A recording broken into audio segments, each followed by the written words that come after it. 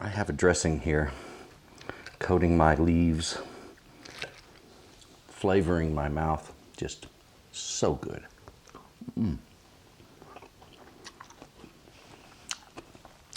A vinaigrette that's calm and smooth, that stays together once it's been properly emulsified. Folks, once you try this one, you're not going to want store-bought ever again. This is the best vinaigrette you'll ever try, your Trotter House vinaigrette. I'm having a hard time talking today.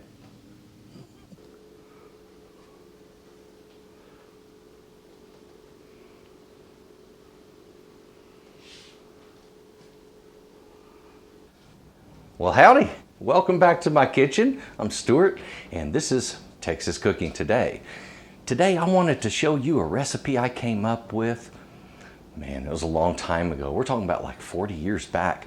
This is back when I was in high school, and I came up with this recipe, and it has just been a favorite vinaigrette of mine ever since. And every time I have served this, like at parties and stuff, I never have any left. Everybody gobbles it down. I mean, it is good stuff. Once you try it, you're going to be impressed at just how good this little dressing is. So before we get into all of these ingredients and how I make this, I want to mention to you, please take a look right down below in the description box. That's where you'll see a link to S.A.Trotter.com. That is me. That's where I sell my recipes. Also, there's a link there for Wildgrains. Now, Wildgrains is a subscription product. Pardon me, I seem to be a little tongue-tangled today.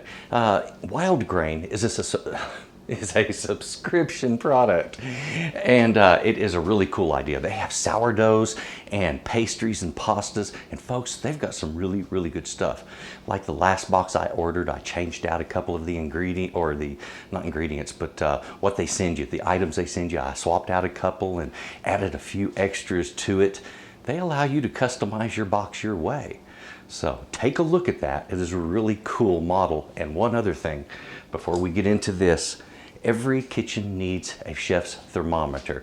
Ladies and gentlemen, get a chef's thermometer. This one is chef's temp. This one is a really cool narrow probe thermometer. It's extremely accurate and it reads within a second. Okay, you plunge this into food, you're gonna know the temperature really, really fast. Also, you have a lit display. See that temperature changing on it? When you rotate that display, the display rotates with you. So it's always upright no matter which direction you're reading it from. It's a very cool feature to have. It also has a charging port because it has a built-in lithium battery that you just simply recharge.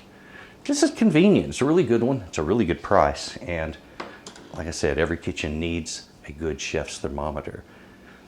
Come over, let's take a look at these ingredients. This doesn't take but a moment to make, but there's a couple of tips in the emulsifying process that I want to mention. Come on. Now, as I mentioned before, I was in high school when I came up with this recipe, and that was a time when I was learning flavors. I was learning what everything tastes like, and I was indulging in eating raw foods for the purpose of learning their flavor profile and their texture profile so that I would later be able to cook better. Okay, and this is one of the early recipes that came about as a result of that.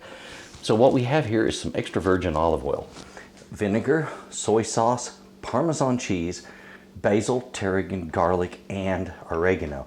Now I want to slow that down a little bit and tell you how much, okay? I want to mention these ingredients right here. This is where you change this up and kind of make it yours. Do you use red wine vinegar, white wine vinegar, apple cider vinegar, malt vinegar, whatever you want? Each one gives a different flavor profile to this recipe. Same thing here on soy sauce. Do you use a light soy sauce, a medium, a dark soy sauce? There's a lot of different kinds, and again, that changes the flavor profile across the board. And then again over here on our olive oil, Greek olive oil, Italian, believe it or not, they all have their own flavor profile, and each one is unique. Each one is its own distinct self. So through these items, you can mold and change your vinaigrette to be your vinaigrette. Now today I'm using extra virgin olive oil, apple cider vinegar, that's 1 cup here, a half a cup here. This is a 1/4 of a cup of soy sauce. I have 1/4 of a cup of grated Parmesan cheese. Now this is the kind that comes in the little shaker can, and it's an important ingredient for the emulsifying process. Not only the cheese itself, but in these products they put cellulose in there. Now folks, so you'll know, that's actually just wood fiber. They say it is to prevent clumping. Yeah, I say it is because they want to stretch their product and make more profit. That's just me though. There's no proof of that, so don't take it too serious. Now right here I have some basil, and that's 2 teaspoons of basil. On the tarragon, that's 1 teaspoon of tarragon. A teaspoon of the garlic powder, a 1/2 teaspoon of the oregano, and I don't know if I remember saying it, but that's 1/4 of a cup of that grated Parmesan right there. So let's get all of these ingredients in the blender. Now the emulsifying process works in a series of mixes. We're going to mix it once, let it sit for 5 to 10 minutes, mix it again, let it set for a period of time again, and then mix it a 3rd time. And this is in the process of getting it to emulsify well. Usually it takes 3, sometimes 4 times in a blender to really get it to set up long enough to last through a meal service. So that's how we do it. Now let's get started. Now my blender. Let's get everything in there. I'm going to start with my liquid ingredients with that extra virgin olive oil. Extra beautiful. Now folks, I want to say this. Extra virgin olive oil is just a perfect item for this. If you use another kind of oil, it's not going to have the right flavor. Now I used apple cider vinegar because it's mild and it's really good in vinaigrettes. Other vinegars like white distilled vinegar are extremely sharp and acidic, and they will affect this recipe tremendously. All right, so keep that in mind. The ingredients really matter here. Soy sauce, and I won't tell you what brand it is, but it's probably the most common national brand in the US. All right, so that should be a dead giveaway. All right, so there's our Parmesan cheese. And we got our herbs, the basil and the tarragon. And the last of the herbs, the oregano, plus 1 spice, our garlic powder. Yeah. All right. So, as I mentioned before, when we mix this, we're going to give it a strong blend to get all of it emulsified. Then I'm going to let it sit and partially separate. Then we're going to push it together again. And we do that repeatedly until it finally gives us what we're looking for. Some of the ingredients, like I mentioned, they help.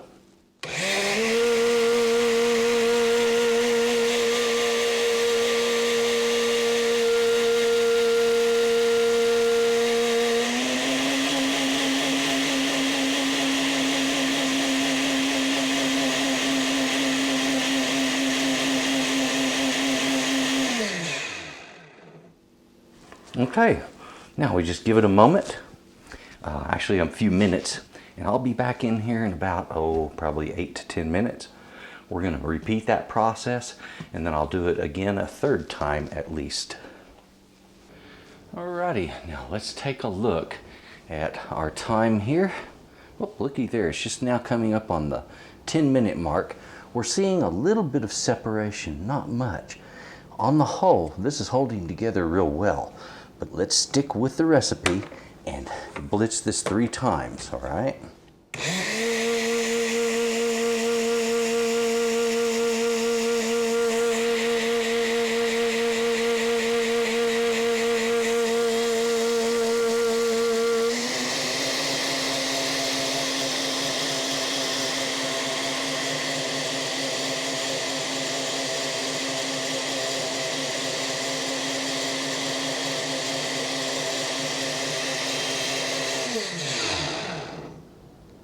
Alrighty, that's our 2nd time. We'll do it once more in 10 minutes.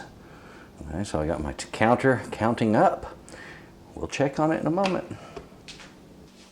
Alright, this has now been 11 minutes and counting on the dressing since we last mixed it. Now if you'll look closely, and that's the reason I zoomed in, do you see any separating at all? Any layering? No, this is really holding together well, and this is what I was talking about, that cellulose in the Parmesan cheese, that pre-grated stuff. Actually works as an emulsifier, ladies and gentlemen. It helps hold things together, and it works well.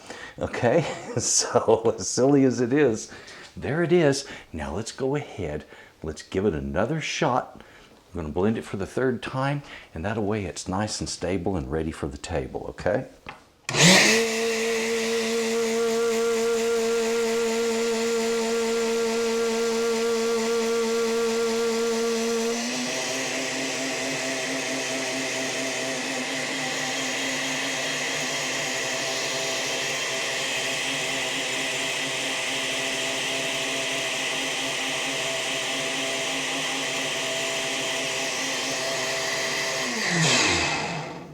There we have it. One beautiful dressing. Let's take a look at this. Alrighty, come on off of there. Man, that is beautiful, beautiful and creamy. This is what a nice dressing should look like. This will impress your guests, I guarantee you. And it's going to be that dressing that gives your meal the wow factor that gets people talking, okay?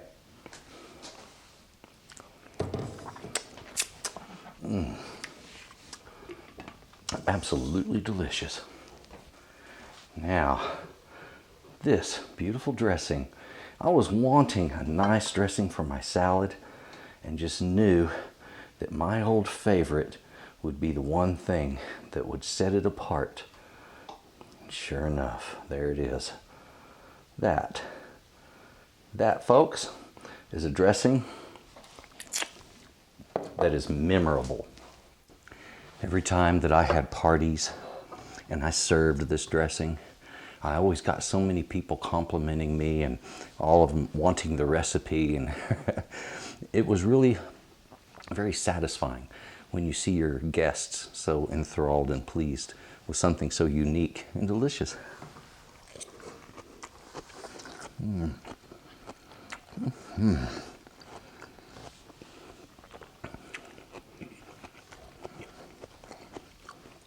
What I like about this, as a vinaigrette, it's not overwhelming. It doesn't just punch you in the face. Some vinaigrettes do. Some of them are way too strong. This one, it's beautiful. It coats the lettuce well. It doesn't wash off. It stays in place. It doesn't separate. It has magnificent flavor, and just, it's very inviting. So please try this recipe. You're gonna love it. Also, please click the like button. That really helps me out. If you would, drop something down in the comments box, and subscribe if you haven't ever done so. Click the bell. That way you get notifications when I put a new recipe out. I guarantee you there's always good recipes coming out on a regular basis. So far I've put out over 800 videos, good recipes. Folks, please enjoy those recipes, enjoy the videos. Thank you very much for watching. Click on the links down there in the description box. And for goodness sake, put use of this salad dressing. It's a good one. Mm-hmm.